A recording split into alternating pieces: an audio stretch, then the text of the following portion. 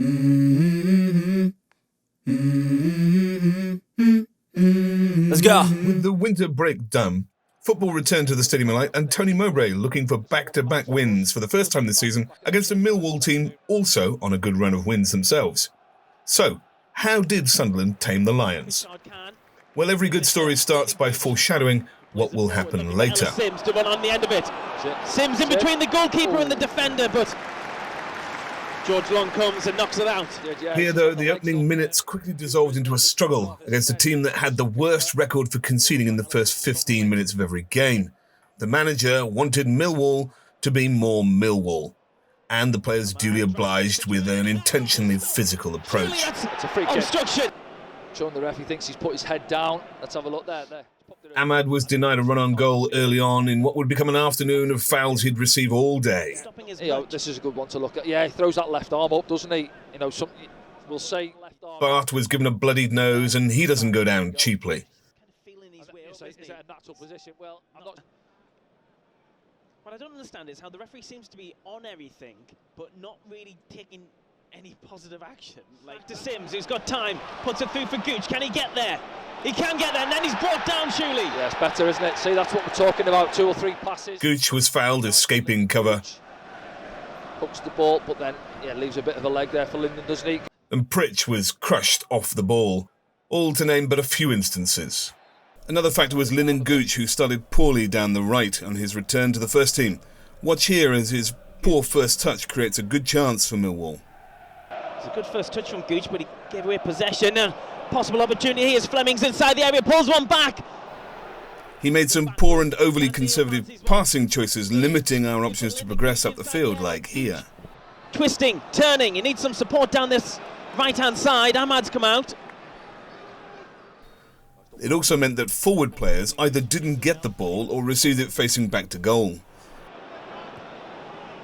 Yeah, could have played Ahmad there, just waves his arms around. You see, getting forward down the right-hand side, Linden, just lend it to him and trust him on the ball. Danny Collins called it right. Forward to GOOCH. Goes inside looking for options. He's going to have to go back again. Here's yet another occurrence where he could pass it to Ahmad and he could turn and Simms is ready to make a run, but it doesn't happen. GOOCH. He's looking for the forward option. He's got nothing much on there, really. There's 3 or 4 times he's gone back. He's asking for a bit of movement. I just think just leave one in the corner here, down this side of the 18-yard box.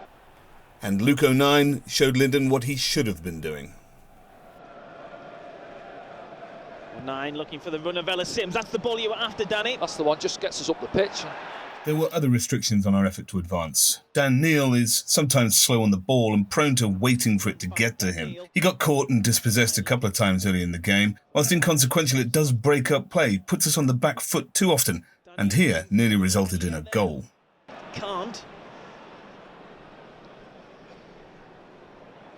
Dan McNamara advances on the far side.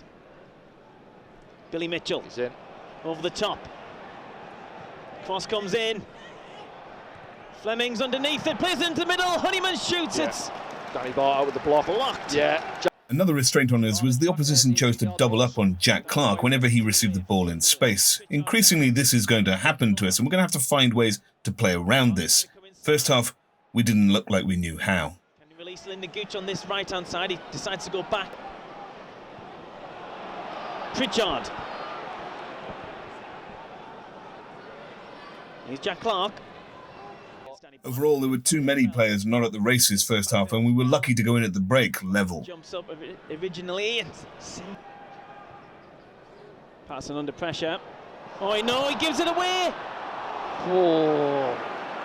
Yeah, 0-0. I think balance of play. I think Millwall have shaded it. I think we did come into the game, didn't we, for 10-15 minutes or so, but keeper's not been worked at all. Disappointing when you're at home. At half-time, Tony must have implored more positive aggression from the team because the second half saw us exert more control, and that's exactly what we got.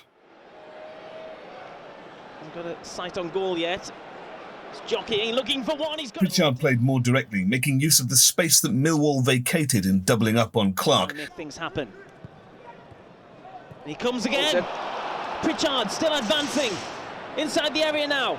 Pritchard pulls one back. Ellis Simms! Yay! And Ahmad again! Slots it home! Yeah. It's all from Alex Pritchard, isn't it? Down this left-hand side below us.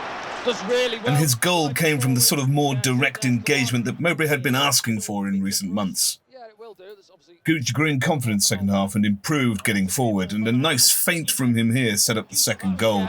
He'll be disappointed, I think, but I think it's on him before he knows it, the goalkeeper. But it's about Pritchard in it, and he's been good at the start of this second half. Alex Pritchard, been busy and been bright getting on the ball. And he deserves scored that. against Huddersfield Town. Yeah, to be fair, the goalkeeper you see there, Millwall. he's got bodies in front of him. Simms, big Cooper as well. Can't see the ball as it crests well. I'm not saying we've had influence in this, but when we spoke to him on the SFC podcast, Unfiltered, which you can hear. And Diallo started to boss the game across the park. It's not hard to see why he's been keeping Roberts out of the team lately. Look at that from Ahmad. That's absolutely brilliant. He's looking for Ellis Simms. He's played him in as well. Dan Neil stretching to get ahead of play.